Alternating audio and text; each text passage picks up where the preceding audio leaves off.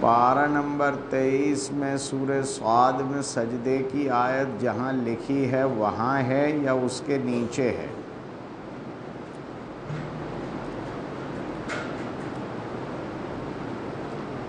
جہاں لکھی ہے وہاں ہے۔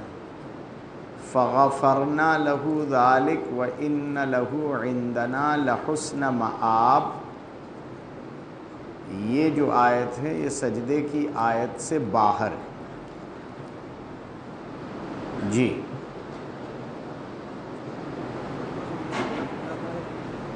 جی کتنا سونے سے روزہ ٹوٹ جاتا ہے اور سگیرہ گناہ کون کون سے؟ کتنا سونے سے روزہ ٹوٹ جاتا ہے؟ میرے بھائی، اگر آپ روزے کی نیت کر کے سو گئے اور بالکل افطار کے وقت اٹھے ہیں اور آپ نے روزہ کھول لیا تب بھی روزہ تو ہو جائے گا۔ نیت کا وقت ملنا چاہیے آپ کو۔ سونے سے وضو ٹوٹنے کا جو مسئلہ ہے، کتنا سونے سے وضو ٹوٹتا ہے، کتنا نہیں، کیسے سونے سے وضو ٹوٹتا ہے، مقدار متعین نہیں ہے۔ مقدار تو چاہے آپ کی ایک لمحے کی ہو، ایسا سونا کہ اگر آپ ٹیک لگا کر سو رہے ہیں اور وہ ٹیک آپ سے ہٹا دی جائے تو آپ دھڑام سے جا گریں گے۔ یہ باڈی کی گرپ آپ کی ختم ہو گئی ہے، یہ روزے کو توڑ دے، یہ وضو کو توڑ دیتا ہے۔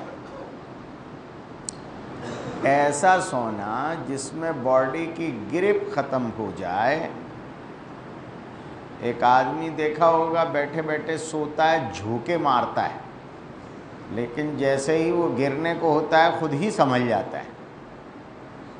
اس کا ابھی سافٹ ویئر کام کر رہا ہے، اس کی نیند وہ نہیں ہے جو وضو کو توڑ دے۔ لیکن ایک آدمی تھوڑی ہی دیر کے لیے سویا، اتنا گہرا سویا ہے کہ اگر ٹیک ہٹا تو گر جائے گا۔ اگر لیٹ کر سویا ہے تو اتنا گہرا سو گیا ہے۔ اصل تعلق سونے کی گہرائی سے ہے، وقت سے نہیں۔ جی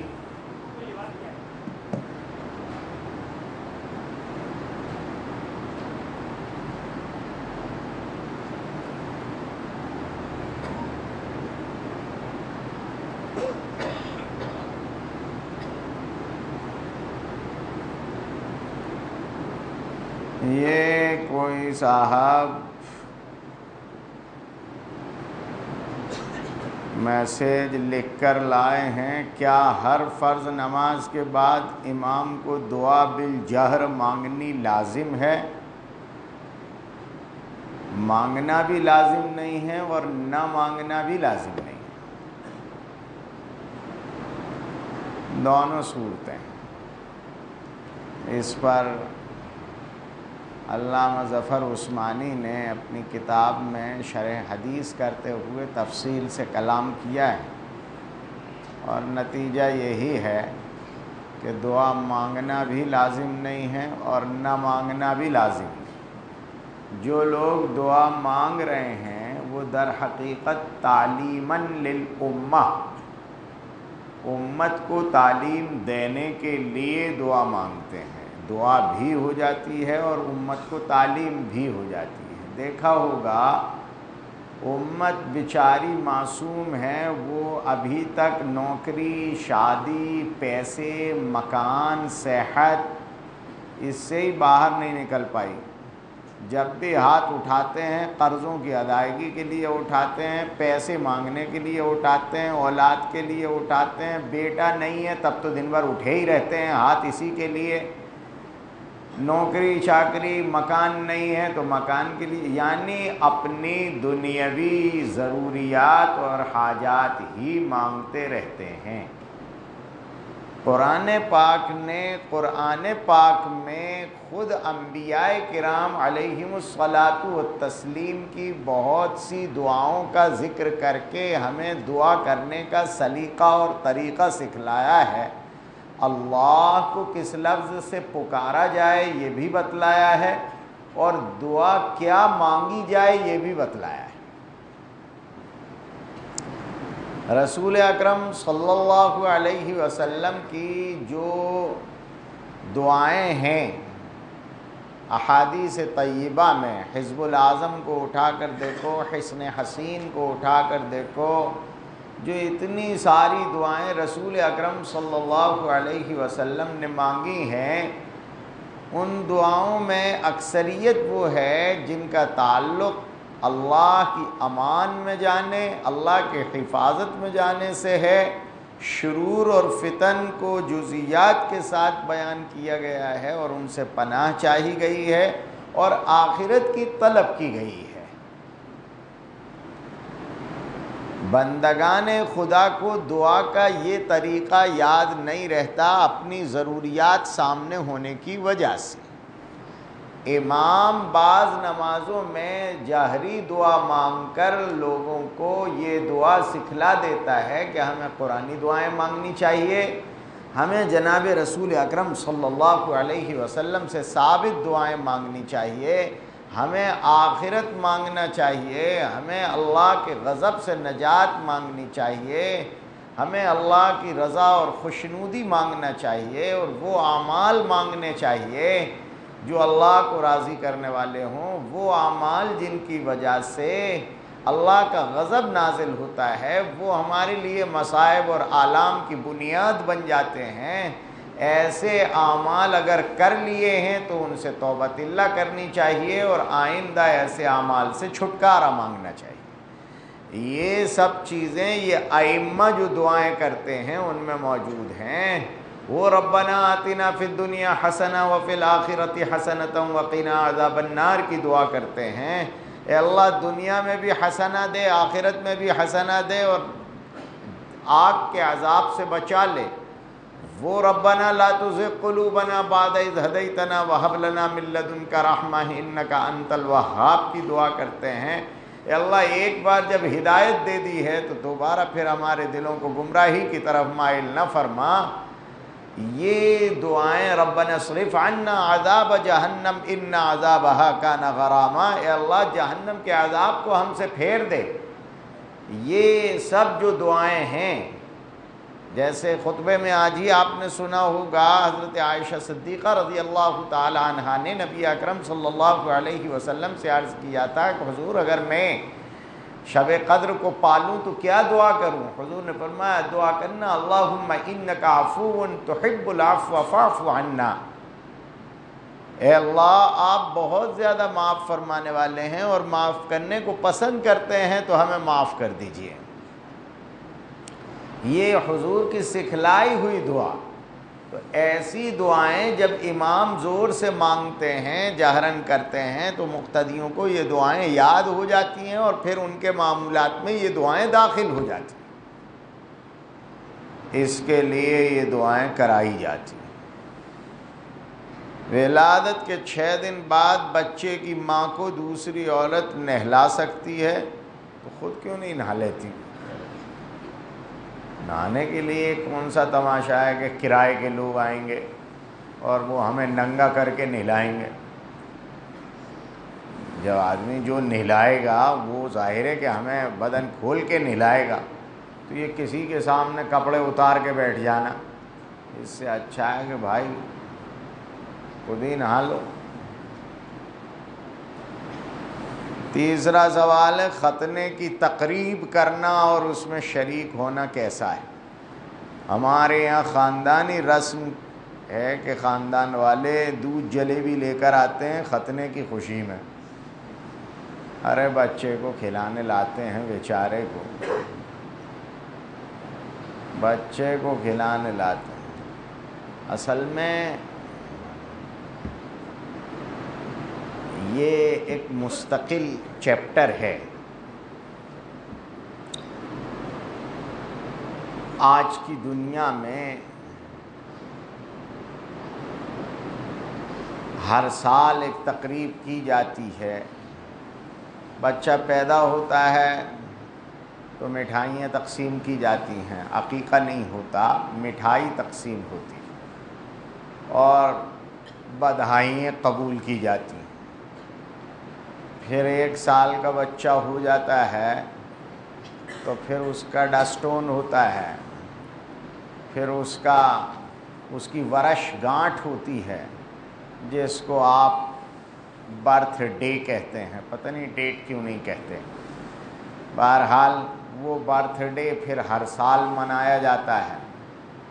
اس میں بچہ پیسے بٹورتا ہے، ماں باپ خرچہ کرتے ہیں.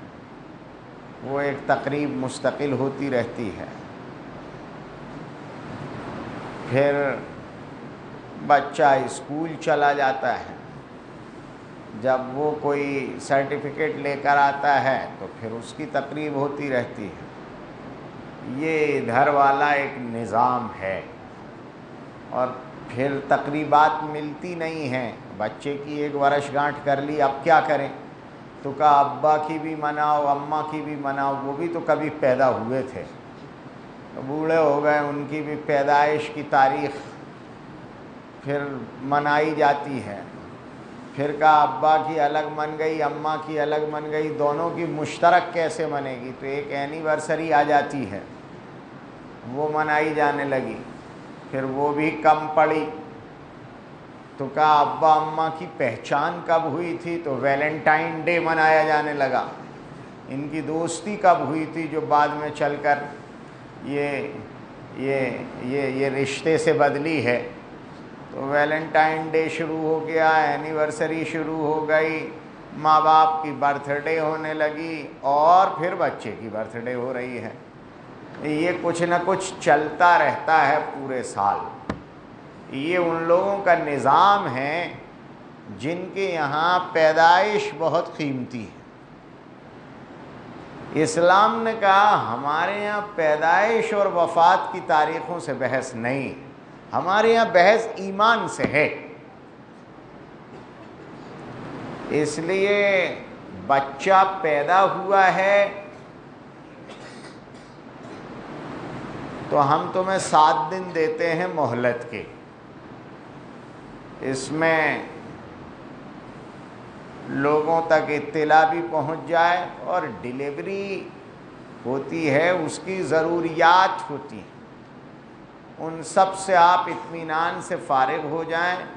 بچہ ماں کے پیٹ سے آیا تھا، وہ پانی میں تھا، وہ ماں کا دودھ پی کر دنیا کی آب و ہوا تسلیم کر لے، نیا خون ایکسیپٹ کر لے، اس کے بعد اس کا عقیقہ کیا جائے گا. وہاں ادھر بھی منڈن تو ہو رہا تھا لیکن وہ بڑا کر کے ہو رہا تھا. اسلام نے کہا کہ اس کا عقیقہ کیا جائے. جس طرح پیدائش کے فوراً بعد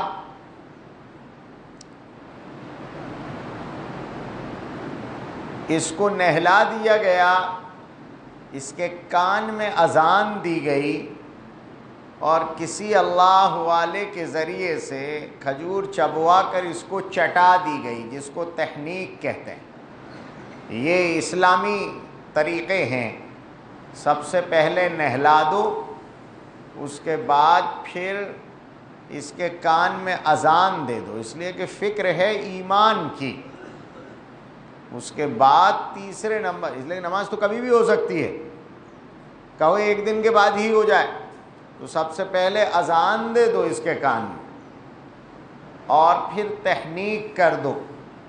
ابھی سب سے پہلے بچے کا منہ میٹھا کر دو، کسی اللہ والے سے تحنیک کرا دو. اگر تمہاری نگاہ میں کوئی اللہ والا ہے ہی نہیں، سب بندوں والے نظر آ رہے ہیں، تو 11 مرتبہ علم نشرہ، 11 مرتبہ سورہ فاتحہ پڑھ کر، کھجور پر دم کر کے، باوضو بامسواک ہو کر وہ کھجور چبا کے اور وہ چبایا ہوا ذرا سا بچے کے تالو سے چپکا دو تاکہ وہ چٹخارا لے لے. تمہیں کوئی اللہ والا نہیں مل رہا ہے نا، تو اللہ کا کلام تو ہے. کسی مومن کی زبان سے اللہ کا کلام پڑھوا کر اور یہ کھجور چٹا دو، یہ ہو گیا ابتدا میں، اس میں مجمع عام کی ضرورت نہیں تھی۔ جب 7واں دن ہوا تو شریعت کہتی ہے اب اس کے بال اتار دو، اب اس کی کھال جو تھی وہ سوکھ گئی جو پانی سے آئی تھی، یہ منڈن ہو گیا اس کا، اس لیے کہ یہ اندر سے جو بال لایا تھا یہ گندے پانی میں رہے ہوئے تھے، ان بالوں کو صاف کر دو۔ جب سے یہ بال دیر تک رکھے جانے لگے ہیں بچے سائیکک ہو رہے ہیں، شریعت نے کہا تھا کہ ان بالوں کو صاف کرو، اس کے سر پر زعفران کا پانی لگا دو۔ زعفران میں سے پانی نکلتا نہیں ہے، بلکہ کہا یہ گیا ہے کہ زعفران کی 3-4 پتیوں کو تھوڑے سے پانی میں گلا دو، ان کو قطر کر، اور وہ رات بھر گلا رہے، صبح اس کو انگلی سے اور زیادہ باریک کر کے اور پانی میں گھول دیا جائے، اور پھر وہ پانی اس بچے کے سر میں لگا دیا جائے، سر صاف کر دینے کے، نہلا دینے کے بعد۔ اس سے حافظہ قوی ہوتا ہے، ذہن تیز ہوتا ہے، بچے کو صحت کے اعتبار سے بھی فائدہ ہے۔ اس کے بعد شریعت نے کہا کہ اس کا عقیقہ کرو۔ عقیقہ عق یعق سے ہے، اس کے معنی ہے نافرمان ہونا۔ دیکھا ہوگا جب بوڑھے بڑے ناراض ہوتے تھے، اب تو خیر اتنی ہمت ہی نہیں ہے، جب ناراض ہوتے تھے تو کہتے تھے میں نے اپنے بچے کو عاق کر دیا۔ وہ جو عاق کر دیتے تھے یعنی جائیداد سے بے دخل کر دیا، نکال باہر کیا میں نے اس کو، وہ عاق یہی عقیقے سے ہے۔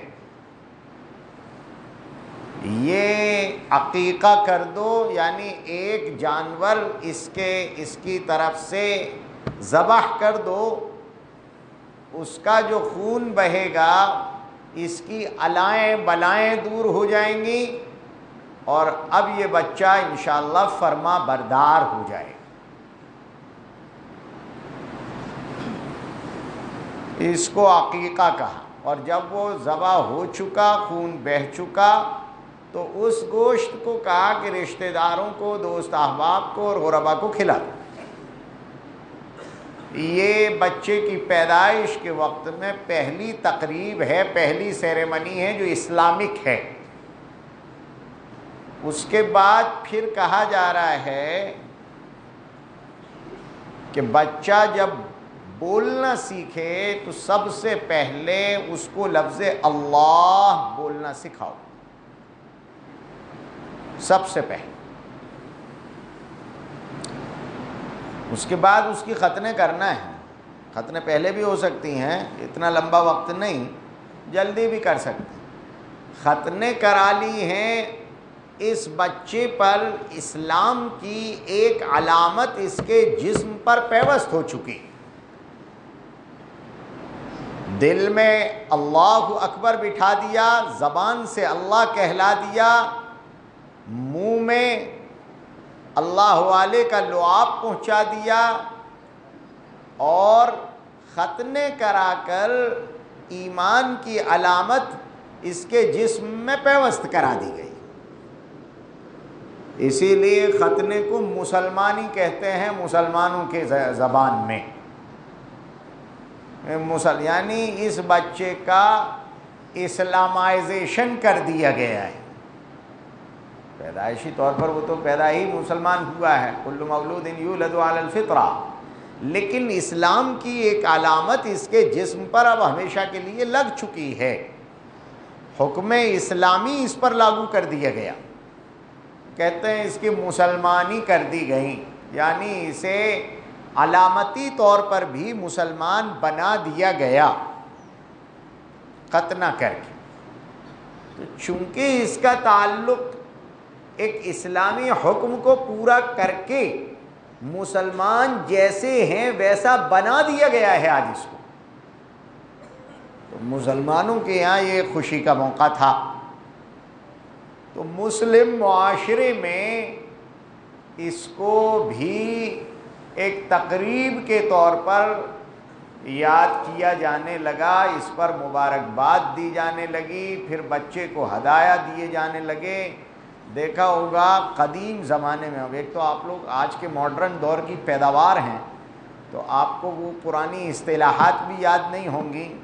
جیسے آپ کے لیے یہ ختنوں کی تقریب بہت معیوب سی لگ رہی ہے، کیوں؟ برتھ ڈے آج ہو رہا ہے تو وہ اچھا لگتا ہے، اینیورسری منا رہے ہیں، بڑے بڑے دیندار منا رہے ہیں تو اچھا لگتا ہے، برا نہیں لگتا، جبکہ وہ غیروں کا طریقہ تھا۔ مسلمانوں نے اپنے سماج اور معاشرے میں اس کے مسلمانی علامت جسم پر آ جانے پر ایک خوشی کا اظہار کیا تھا۔ پھر وہ بات بڑھتی چلی گئی اور بہنیں اور پھوپھییں اس وقت میں بچے کے لیے کرتا ٹوپی لے کر آتی تھی، اس لیے کہ پاجامہ تو پہننا ہی نہیں ہے، تو کرتا ٹوپی لے کر آتے تھے، ایک کرتا لے آتے تھے، ایک ٹوپی لے آتے تھے۔ وہ حضرت والا کرتا بھی لگائے پہنے رہتے تھے، ٹوپی بھی لگائے رہتے تھے، باقی سب کھلا رہتا تھا، لیکن ہوتا تھا کرتا تو کسی حد تک حجاب بن جاتا تھا۔ تو وہ کرتا ٹوپیاں، پھر بات بڑھ گئی تو وہ گھوڑے پہ بٹھائے جانے لگے اور خطوط چھپنے لگے اور ادھم ہونے لگا، اور پھر وہ تقریب حد سے ہی زیادہ بڑی بنتی چلی گئی۔ اس لیے ایسی تقریبات جو بڑی شکل اختیار کر لیں اور لازمی شکل اختیار کر لیں، ان پر پھر پابندی لگانا ضروری ہوتی ہے، ورنہ اس میں غربا کا استحصال ہوتا ہے اور بہت سی جہالت بھری باتیں اس میں آ جاتی ہیں۔ مطلقاً بنیادی طور پر بات غلط نہیں تھی، بچے میں ایک مسلمان علامت پائی جا رہی تھی، موقع خوشی کا تھا، اگر اس پر خوشی کا اظہار اپنے اپنے طور پر کیا جاتا تو اتنا غلط نہیں تھا، لیکن اس میں جو بہت ساری جہالتیں پیدا کر کے اسے بہت بڑا بنا دیا گیا۔ اب پورے شہر میں وہ حضرت بغیر پاجامے کے گھوڑے پر بیٹھے ہیں اور انہیں گھمایا جا رہا ہے، کیا ہے؟ پھر بسا اوقات تو وہ بچپن میں کر دی گئی تھیں، بسا اوقات حضرت والا اچھے خاصے ہو گئے، اب ان کی ختنیں ہو رہی ہیں، اب اتنے بڑے حضرت کو گھمایا جا رہا ہے۔ یہ سب چیزیں دشواری کا سبب بن گئی، اس لیے پھر اس کو ختنے کا جز مان لیا گیا۔ اب اگر ایک نو مسلم بڑا ہو کر ایمان لائے تو کیا کرے؟ وہ بیچارہ ایمان لانے کی ہمت بھی نہیں کرے گا۔ اس کو اگر یہ پتہ چل جائے کہ اس کے بعد ان کے یہاں رسم یہ ہے کہ پاجامہ اتار کر گھوڑے پہ بٹھا کر پورے شہر میں گھمایا جائے گا تو کون ایمان لائے گا آپ کے یہاں؟ تو یہ جو چیزیں کمپلسری قرار دے دی گئی تھیں، ان کو ہٹانا پڑا۔ اب ہٹانے کے لیے یہ تو کر نہیں سکتے پروسٹیٹ کی طرح کہ اوپر اوپر سے کھرچ دو، وہاں تو پورا ہی صاف کرنا پڑتا ہے، اس لیے ان رسموں کو پھر غلط قرار دیا گیا۔ پھر ایک وقت آتا تھا کہ بچہ قرآن پاک پڑھنے کے لیے بیٹھتا تھا، اس کی مدت بتائی گئی تھی کہ 4 سال 4 مہینے کا ہو گیا، اب اس کو اس کی بسم اللہ کرا دو، کسی اللہ والے کے ذریعے سے اس کے قرآن پاک پڑھنے کی ابتدا کرا دو۔ اس کو بسم اللہ کرانا کہا جاتا تھا، اقرا پڑھانا کہا جاتا تھا، اس کو مکتب کرانا کہا جاتا تھا۔ یہ بھی ایک تقریب مسلمانوں کے یہاں چلی آتی تھی قدیم معاشرے میں، بڑے بڑوں کے مکتب ہوتے رہے ہیں، اور اس وقت میں بھی بچے کو انعامات دیے جاتے تھے، خوشی کا اظہار کیا جاتا تھا خاندان، کیونکہ قرآن پاک پڑھنے کی ابتدا ہو رہی، قرآن کی عظمت تھی، بچے کو قرآن دیا جا رہا ہے اس وقت میں، اس لیے اس تقریب کو اہمیت سے لیا جاتا تھا۔ پھر جب بچہ قرآن پاک مکمل کر لیتا تھا تو اس کا نشرہ ہوتا تھا، علم نشرح سے نکالا تھا، پھر اس کا نشرہ ہو رہا ہے، یعنی قرآن کریم مکمل ہو گیا، بچے کے پاس قرآن آیا ہے، یہ قرآن والا مومن بن گیا ہے، تو اب اس کی مستقل تقریب ہوتی تھی قرآن مل جانے کی خوشی میں۔ پہلے قرآن پاک کی ابتدا ہونے کی خوشی تھی، اب قرآن پاک کی تکمیل کی خوشی ہے، تو اس وقت میں جو تقریب کی جاتی تھی اس کو نشرہ کہتے تھے۔ یہ ساری تقریبات مسلمان معاشرے میں قدیم دور میں پائی جاتی تھیں۔ جب ان میں بہت زیادہ جھمیلے آ گئے تو ان پر روک لگانی پڑی کہ اتنا زیادہ پھیلاؤ مت. لیکن یہ مطلقاً غلط نہیں تھے، یہ اسلامی چھاپ رکھتے تھے، یہ اسلامی تہذیب کی نشانیاں رکھتے تھے، اور اس میں جو عنصر تھا وہ ایمان ملنے کا تھا، قرآن ملنے کا تھا، قرآن پاک کی ابتدا کا تھا، مسلمان علامت جس میں انسانی پر آنے کا تھا. یہ عنصر اس میں کار فرما تھے. صرف ورش گانٹھ نہیں بن رہی تھی کہ ہم 1 سال کے ہو گئے، ہم 5 سال کے ہو گئے. یہ جو طریقہ ادھر سے آیا تھا. آج عجیب بات یہ ہے کہ ان تقریبات کو آپ نے دفن کر دیا. کیوں؟ کہ اس میں جہالتیں بڑھ گئی تھیں، مصارف بڑھ گئے تھے، خرچے بڑھا دیے گئے تھے، بہت کچھ آگے بڑھ گئے تھے.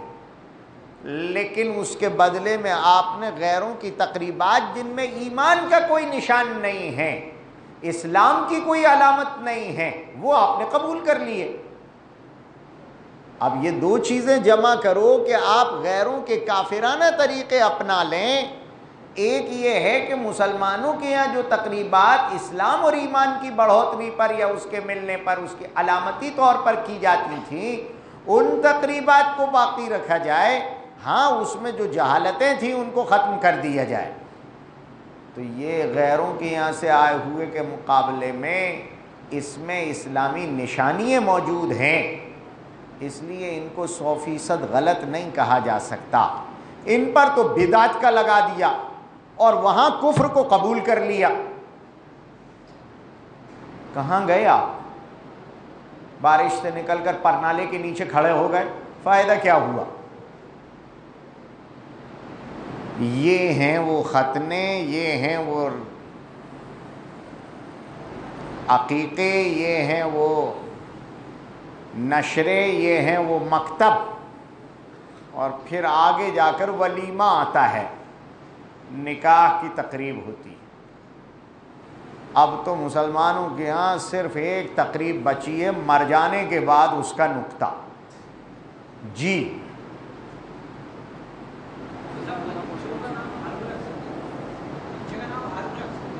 حرب کا مطلب تو جنگ ہے نا، تو جنگ کوئی نام ہوگا، پھر کوئی بچہ آئے گا اس کا نام بم رکھا جائے گا. جو حرب میں استعمال ہوگا پھر وہ نام رکھے جائیں گے. جنگ ہی کے معنی ہے بھائی حرب کے. تو جی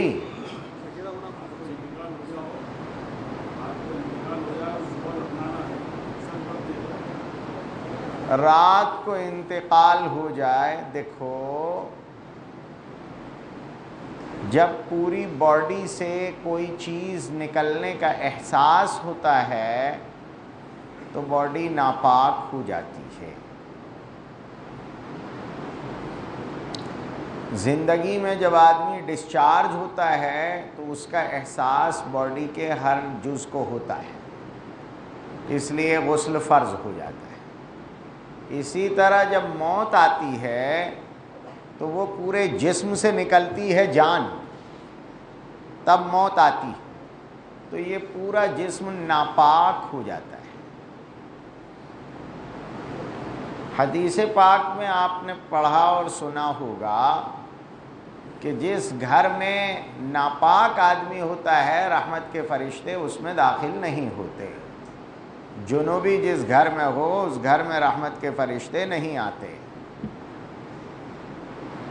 تو جب مردہ ہوا وہ ناپاک ہو گیا ہے، اس کا پورا جسم جان نکل جانے کی وجہ سے ناپاک ہو گیا ہے، تو اب اس کو جلدی غسل دے دو. وہ 2-3 گھنٹے جو اس کو ٹھنڈا ہونے میں لگیں گے تاکہ پھر جسم کی آلائشیں بعد میں نہ نکلیں، اتنا ہو جائے تو پھر اس کو جلدی غسل دے دینا چاہیے تاکہ یہ پاک ہو جائے. پاک ہو جائے گا پھر اطمینان سے اس کے ارد گرد بیٹھ کر قرآن پاک بھی پڑھ سکتے ہیں، ذکر و اذکار بھی کر سکتے ہیں، اور کمرے میں جہاں ہم ہیں وہاں ایک پاک چیز رکھی ہوئی ہے، ناپاک نہیں رکھی. اس لیے صبح تک غسل کا انتظار نہیں ہوگا. تدفین کا انتظار صبح تک کرنا مجبوری ہے تو بات دوسری ہے، لیکن غسل کا انتظار صبح تک نہیں کرنا چاہیے۔ جی بیٹا آج کل کوئی صغیرہ گناہ کرتا ہی نہیں ہے، جو کرتا ہے کبیرہ ہی کرتا ہے۔ صغیرہ گناہ تو آپ نے پیر جو مسجد سے باہر نکالنا تھا وہ نہیں نکالا، دوسرا نکالا، یہ بھی صغیرہ گناہ ہے۔ امام صاحب پورے کے پورے محراب میں داخل ہو گئے، وہ مسجد کے ہال میں بالکل نہیں رہے، یہ بھی صغیرہ گناہ ہے۔ یہ سب چیزیں، چھینک آئی آپ نے ہاتھ نہیں لگایا، یہ بھی صغیرہ گناہ ہے۔ جی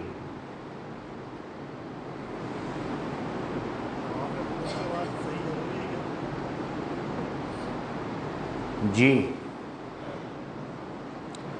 سوال ہے کیا طواف قدوم کے بعد سعی ضروری ہے؟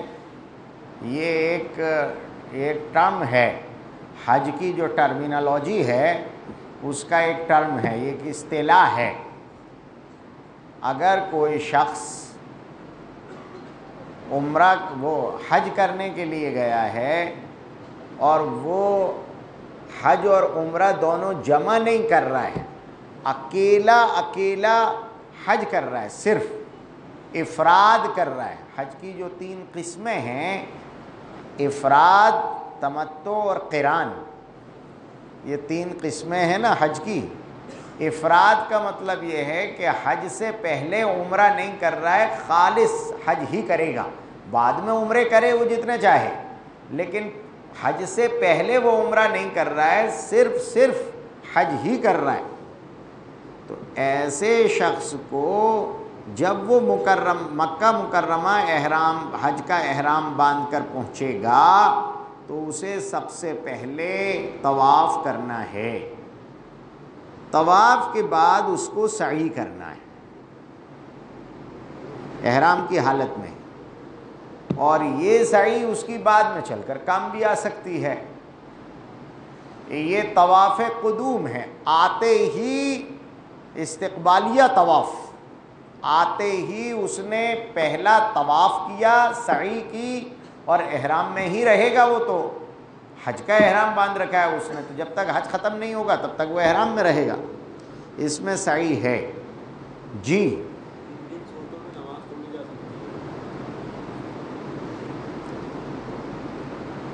جی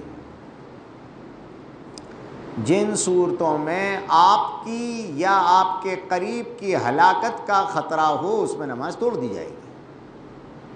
جس کو دوسرا بچانے والا نہیں ہے، آپ ہی بچائیں گے۔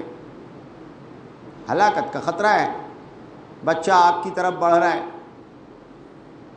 ارے پلنگ سے ہی نیچے گر رہا ہے، توڑنا پڑے گی۔ آپ کے پاس سانپ آ گیا، کہنے کی ضرورت ہی نہیں پڑے گی، خود ہی توڑ جاؤ گے۔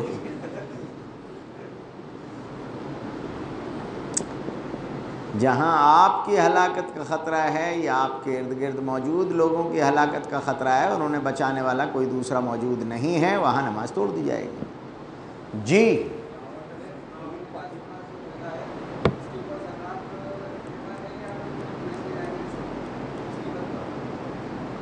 پھر سے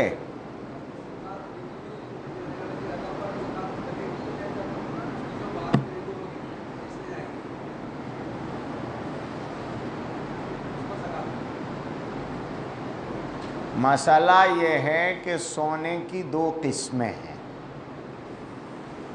ایک تو سونا ہوتا ہے بسکٹ کی شکل میں، خالص سونا، بنایا ہوا نہیں، خالص سونا ہے،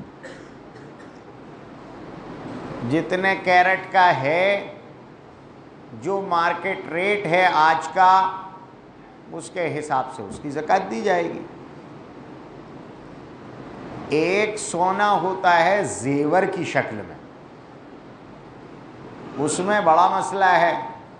زیور بنانے کے لیے لاکھ کا استعمال بھی ہوتا ہے، اگرچہ وہ لاکھوں کا نہیں ہوتا بلکہ لاکھوں کی چوری کا ہوتا ہے۔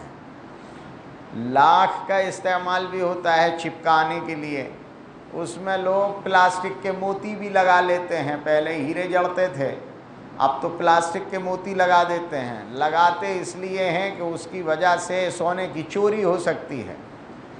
تیسرے نمبر پر ٹانکا لگایا جاتا ہے، اگر سونے کو زیور بنانا ہے تو بہت سی جگہ ٹانکے لگیں گے، ٹانکا سونے کا نہیں لگے گا، وہ دوسری دھات کا لگے گا۔ اسی طرح زیور کو بنانا ہوتا ہے تو بنانے والا اپنی قیمت، اپنی اجرت بھی نکالتا ہے۔ یہ سب چیزوں کا نزلہ خود سونے پر ہی نازل ہوتا ہے۔ سونا ہے اگر 1 تولہ یعنی 10 گرام، تو اس میں ٹانکا بھی ہے، لاکھ بھی ہے، موتی بھی ہیں اور بنوائی بھی ہے۔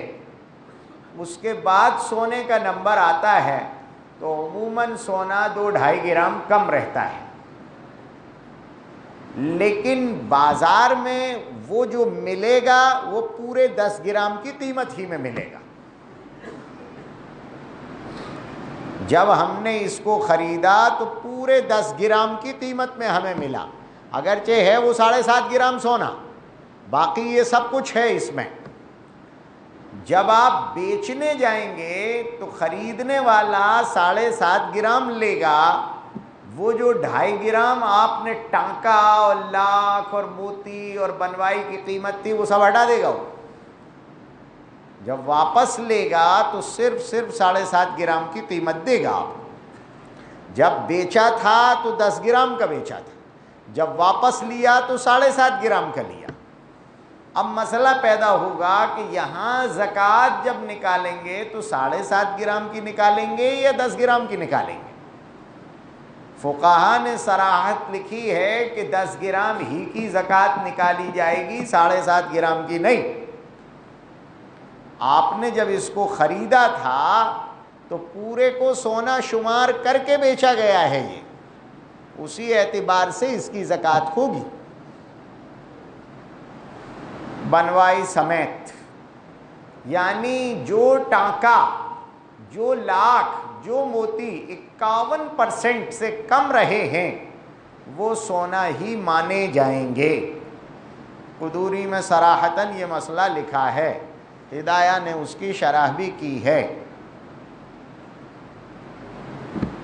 پورے زیور پر جس ریٹ پر خریدا جب گیا تھا تو اس وقت جس طرح پورے کو سونا مانا گیا تھا، آج بھی پورے کو سونا آج کی ریٹ میں مانا جائے گا۔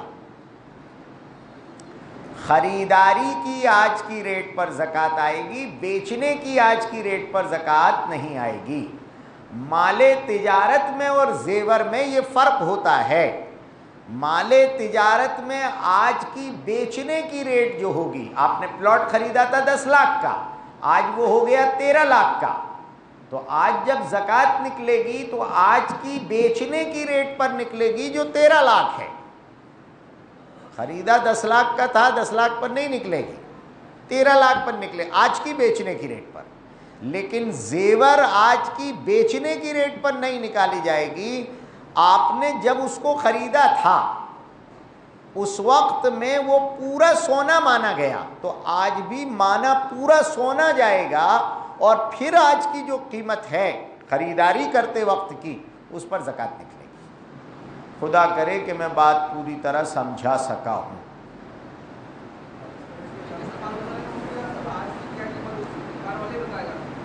تو سب کو معلوم رہتی ہے، جب پورا سونا مان لیا تو 10 گرام ہے نا، تو 10 گرام کا جو بھاؤ ہے اس کے حساب سے زکوٰۃ دی جائے گی۔ جی جی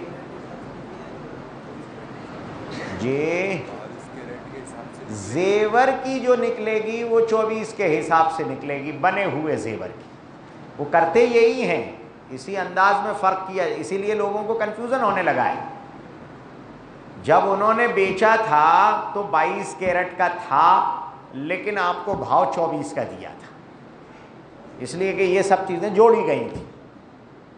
اب جب آج آپ اگر دکان والے کو بیچنے جائیں گے تو دکان والا آج اس کو لے گا 22 کیرٹ کی قیمت میں، لیکن ہم نے جب لیا تھا ہماری جو طلب تھی اس کے ساتھ بنا کر اس نے جو دیا ہے وہ 24 کی قیمت میں دیا تھا، تو ہمیں 24 کی قیمت پر زکوٰۃ دینی ہوگی، 22 کی پر نہیں۔ جی میڈیٹر بن کے فرسٹ پارٹی سے پیمنٹ لینا اور سیکنڈ پارٹی کو 80% پیمنٹ دینا، اس کی جو اماؤنٹ تھا ایکچوئل اماؤنٹ وہ 80%، تو وہ پیمنٹ لے سکتے ہیں؟ نہیں، تھوڑا سا ہندی میں سمجھاؤ۔ میڈیٹر ہے، بیچ وان ہے، یہ بیچوان کو سیدھے سیدھے کہو یہ دلال ہے۔ نہیں دلال نہیں، تو کیا ہے پھر یہ میڈیٹر کیا ہوتا ہے؟ میڈیٹر کا کام کیا ہے؟ وہ فرسٹ پارٹی کو سیکنڈ پارٹی سے ملا رہا ہے، وہی تو دلال ہے۔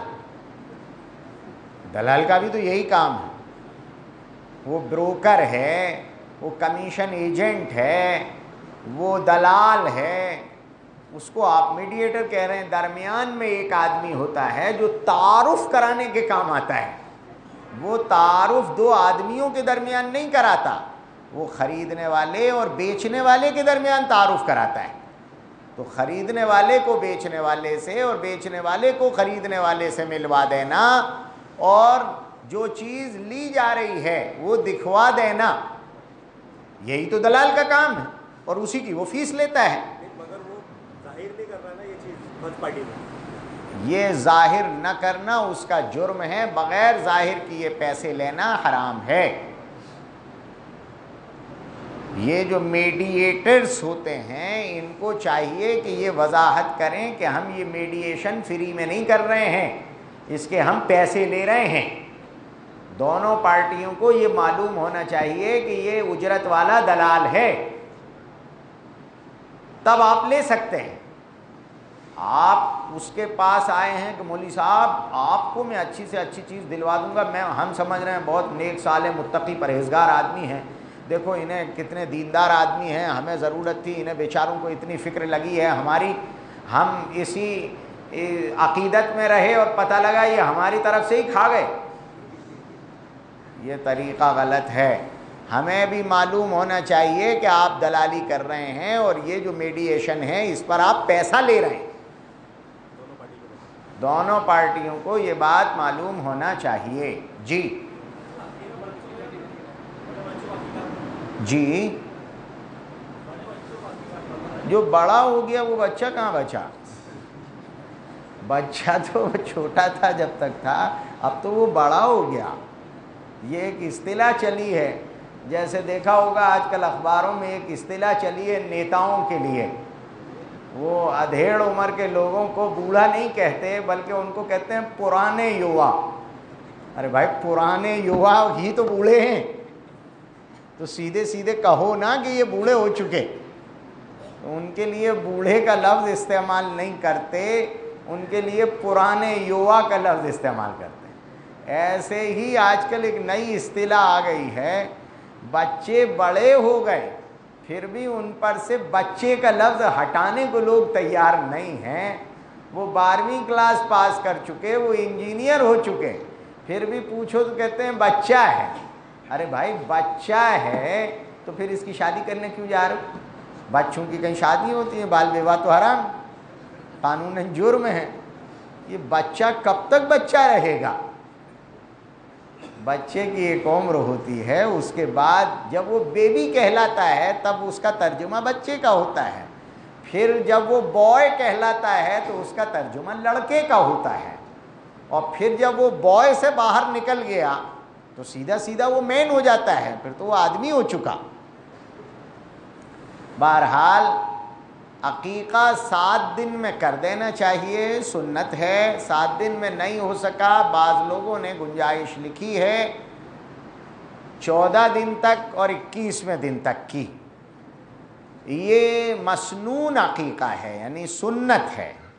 اگر یہ وقت گزر گیا تو پھر عقیقہ سنت نہیں رہتا، اب جب بھی کریں گے تو یہ نفل ادا ہو جائے گا۔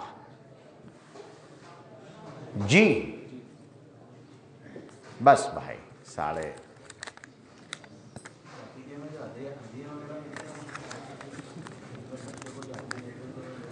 ہدیے کی عقیقہ ہو، ولیمہ ہو، ختنے ہوں، مکتب ہو، ہدیے تو سب میں آتے ہیں، خوشی کا اظہار ہوتا ہے، عقیقے تو ہوتے، ہدیے تو آتے ہیں، لیکن جو ہدیے کمپلسری ہو جاتے ہیں ان کو شریعت منع کرتی ہے، ان کی اجازت نہیں ہوتی۔ اب آپ بچہ پیدا ہوا تو کا نانا پیدا کرائے، بٹیا بھی اسی نے پیدا کی، تمہارا بچہ بھی وہی پیدا کروائے، اس کے بعد پھر عقیقہ حضرت نے کر دیا بڑی شان سے، اور اب ننیہال والوں کے ذمے ہیں کہ پالنا تم لانا، جھولا تم لانا، کپڑے تم لانا، بچے کے بھی لانا، ہمارے بھی لانا، سارے کھلونے بھی تم لانا، اور نام ہے اس کا ہدیہ۔ یہ ہدیہ نہیں ہے، یہ پچ ہے جو غیر مسلموں کے یہاں سے آیا ہے۔ ان کے یہاں سے تو اس لیے آیا ہے کہ بھات ہے، پچ ہے، یہ چیزیں ان کے یہاں سے تو اپنی بیٹی کے لیے اس لیے آتی تھیں کہ وہ وراثت نہیں دیتے، وہ چونکہ زمین، جائیداد، مکان یہ سب کھا گئے، تو اس کے بدلے میں وہ پچ دے دیتے ہیں، بچہ پیدا ہوتا ہے جب، اور جب ڈسٹون مسٹون ہوتا ہے تب بھی کچھ لے آتے ہیں اس کے لیے، اور جب شادی ہوتی ہے تو بھات لا کے دے دیتے ہیں، وہ بھی مانگنے جاتی ہے بیٹی تب لا کے دیتے ہیں۔ یہ وہ اپنے اس جائیداد کے حصے کو بچانے کے لیے کر رہے تھے۔ آپ کے یہاں تو وراثت لازم ہے، اس لیے یہ جو کمپلسری ہدایا ہیں شریعت ان سے منع کرتی ہے کہ یہ اگر لازم کر دیے جائیں گے تو سماج کے غربا پر اس سے بہت بڑا دباؤ بنے گا، اور شریعت اس کو برداشت نہیں کرتی کہ کسی پر اس طرح دباؤ بنایا جائے معاشرتی اور سماجی۔ ہاں مطلقاً کوئی ہدیہ دے رہا ہے، خوشی کا موقع ہے تو دے سکتا ہے، حرج نہیں ہے۔ جی سبحان اللہ وبحمدہ، سبحانک اللہم وبحمدک، ونشہد ان لا الہ الا انت ونستغفرک ونتوب الیک۔ سبحان ربک رب العزة عما یصفون، وسلام علی المرسلین، والحمد للہ رب العالمین۔